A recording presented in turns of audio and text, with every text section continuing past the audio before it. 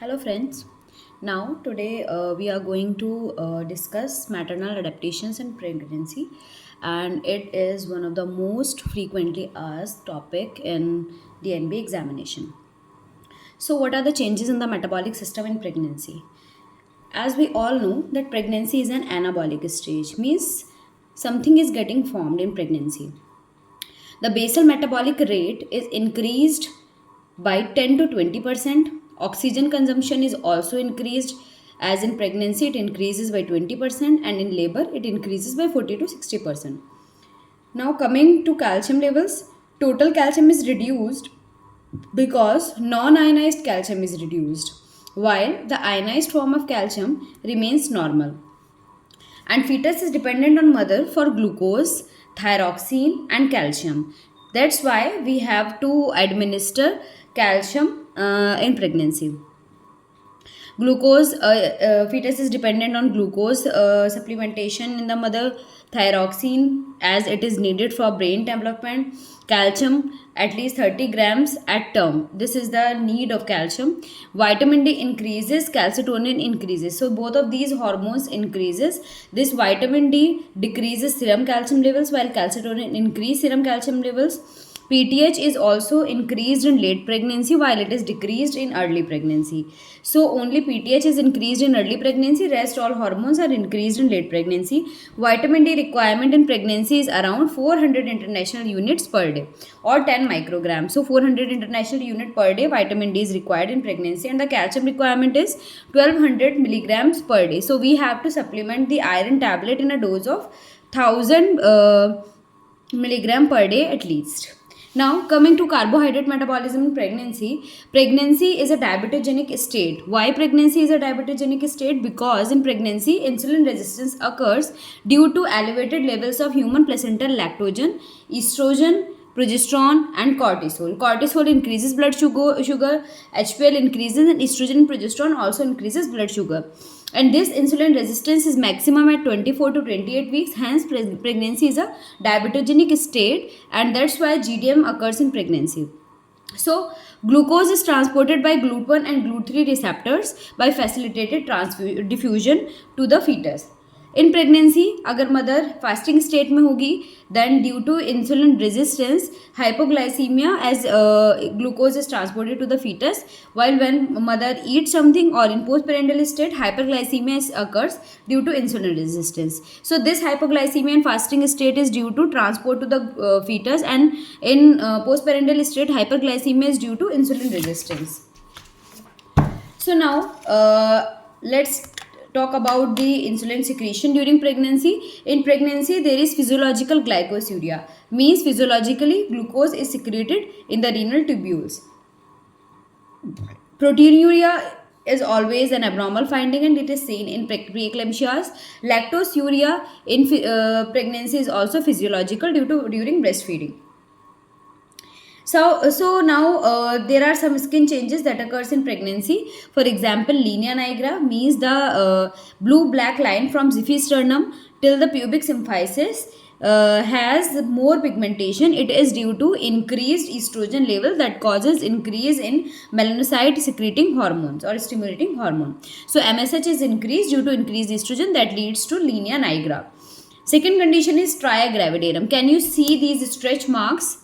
And these are red in color. So these stretch marks, pink in color, occurs in pregnancy, known as stria gravidarum. The facial changes where there is pregnancy mask or hyperpigmentation marks in the mother during pregnancy and which resolves after delivery, this is known as cholesma gravidarum. This is stria albicans. These are the stretch marks due to previous pregnancy, and these are silvery white in color, but these are pink in color. Spider nevi or angioma. Spider nevi or angioma are dilated capillaries that are present just below the skin. And then there is some other condition known as palmar erythema, in which there are presence of red areas over the palm. So all these skin changes, including linea nigra, stria gravidarum, coelesma gravidarum, stria albicans, spider nevi, and palmar erythema, are due to increased estrogen, except increased body temperature, which is due to progesterone. So all these skin changes occurs due to increased estrogen, but there is one change which occurs due to progesterone, because which is a thermogenic hormone, and it is increase in basal body temperature. Now, what are the changes in breast during pregnancy? So, in pregnancy, progesterone causes alveolar enlargement, while estrogen causes ductular growth. So, the size and weight of breast is increased, first due to increased fat under the effect of insulin, and second due to increased alveoli under the effect of progesterone mainly. But estrogen and prolactin also plays a role in the development of alveolar growth. Ductules are formed, or ductular growth occurs under the effect of estrogen. Hyperpigmentation of the breast occurs, and appearance of secondary alveoli occurs. Montgomery tubercles, which are the modified sebaceous gland, also appear around the nipple area. Now, what is colostrum? Colostrum is a yellowish fluid that comes out of the breast just after delivery. So, this can be seen as early as 12 weeks and should be given to the neonate because it is rich in immunoglobulins and vitamins. Colostrum has everything more than breast milk. So, remember KFC and KD. KFC and KD are less in breast milk. Everything else are more in breast milk, especially colostrum. What is KFC? K for potassium, F for fat, C for carbohydrates, K for vitamin K, and D for vitamin D. So two are the vitamins, then fat and carbs, and K for potassium. For milk ejection, galactokinesis or milk letdown reflex hormone oxytocin is needed. It causes contraction of the myoepithelial cells of the alveoli. And for continuous milk production known as galactopoiesis, we need prolactin and suckling by neonate. So now learn something about prolactin also. So this is a graph showing the levels of prolactin associated with trimester first, second and third. In first trimester, prolactin levels are low. Then the prolactin levels steadily rises and becomes maximum at the time of labor or in the third trimester. And then during lactation, there is irregular prolactin levels. Or in the postpartum period, prolactin levels are irregular. So the maximum amount of prolactin is seen at the time of labor more than third trimester. So this is an MCQ that is frequently asked. So now prolactin in pregnancy, the level of prolactin is around 150 nanogram per ml, and in non-pregnant female it is 15 nanogram per ml. But if in a non-pregnant female, the prolactin level is more than 25 nanogram per ml, this condition is known as hyperprolactinemia. What are the influences on prolactin? Estrogen has positive effect on lactotropes. It increases prolactin levels, and the activity of prolactin is inhibited. So production is increased, but the activity is reduced under the effect of estrogen. So what happens in a post-delivered female? After delivery, prolactin activity also increases because the influence of estrogen is gone. So prolactin is increased, prolactin's activity is increased. Already prolactin is in high concentration. So this leads to milk production. Second is dopamine. What is dopamine? Dopamine is a PIH. PIH means prolactin inhibiting substance or prolactin inhibiting hormone. After delivery, if a female is having less milk production, then we can advise what? We can advise dopamine antagonist known as metoclopramide, which decreases the dopamine and causes increased production of the milk. So more milk can be produced. In IUD, post-delivery lactation should be stopped. So we can advise her cabergoline, bromocriptine. Cabergoline is given in a dose of 0.25 milligrams BD for at least 2 days, or you can give 0.5 milligram OD dose for 2 days, or 0.5 milligram stat dose can also be tried. Bromocriptine can also be given, and vitamin B6 is advised. High doses of estrogen can inhibit prolactin activity but not recommended as they carry a risk of deep vein thrombosis. Now, in a female with breast engorgement, means milk production is normal, problem is occurring due to milk ejection, so we advise them breast pumps, and oxytocin can also be tried. Now, vaginal, cervical and uterine changes in pregnancy. Vaginal changes, there are certain vaginal changes that occurs in pregnancy, and you can see them through per speculum examination. First one is Chadwick sign or the Jack-Meyer sign. So, what is Chadwick sign? In this, there is bluish discoloration of the vagina. So this is Chadwick sign.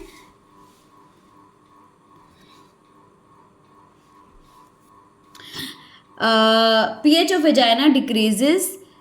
This leads to increased borderline bacilli, which are the inhabitant bacteria of the vagina, and more glycogen is converted to the lactic acid. So the acidity or the pH is increased and the pH is reduced in pregnancy, and this causes decreased pathogenic bacteria. So what are the cervical changes that occur in pregnancy? Cervical secretions thickens to form a plug and close the cervical mouth. This thickened cervical plug is known as show, and during labor pains, this plug is released along with bleeding known as show. These changes are body's natural defense mechanism to prevent infection, and infections are the main cause of preterm labor. So these natural defenses prevents preterm labor.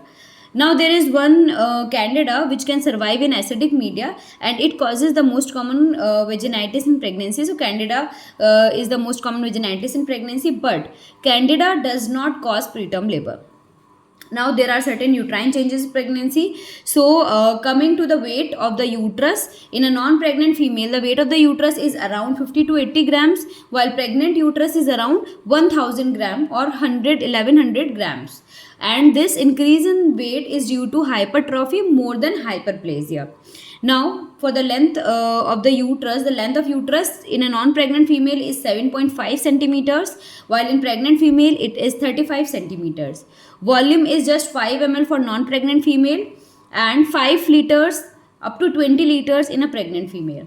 Shape of the uterus is in non-pregnant female shape is pear shaped, while in pregnant female it is globular, spherical at 12 weeks and then becomes ovoid.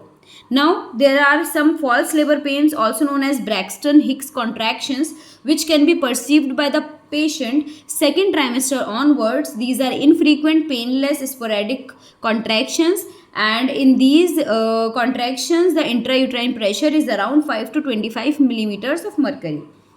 Near term, these Braxton Hicks contractions gets more frequent and changes to false labor pains as the uterus becomes abdominal organ. Dextral rotation to the right side occurs as sigmoid colon on the left side is present. So due to sigmoid colon, uterus is rotated to the right side, also known as dextral rotation. So these Braxton Hicks contraction that occurs second trimester onwards changes to false labor pains near term, and then these false labor pains gets converted to true labor pains during active labor. Now there are certain hematological changes that occurs during pregnancy. There are things that gets increased and there are things that gets decreased during pregnancy. So there is one terminology known as the packed cell volume, which is the ratio of RBC volume to plasma volume. So what are the things that gets increased in pregnancy? So blood volume increases in pregnancy. Why blood volume is increasing in pregnancy? Because both RBC volume and plasma volume are getting increased. But the plasma volume is increased by 40% and the RBC volume is increased just by 20%. So the hemoglobin concentration is reduced, but hemoglobin mass, which is measured in grams, causes increase in oxygen carrying capacity of the blood, and maternal erythropoietin levels are also increased. So what things are increased? Blood volume, both including plasma and RBC volume, hemoglobin mass is increased and erythropoietin levels are increased. Now in what things are getting reduced in pregnancy? So there is hemodilution. Hemodilution causes liquid component increases more than solid component. So there is hemodilution, means blood viscosity is reduced, and hemoglobin concentration, which is measured in grams per deciliter, because grams is increasing and deciliter is increasing more than grams. So there is physiological anemia.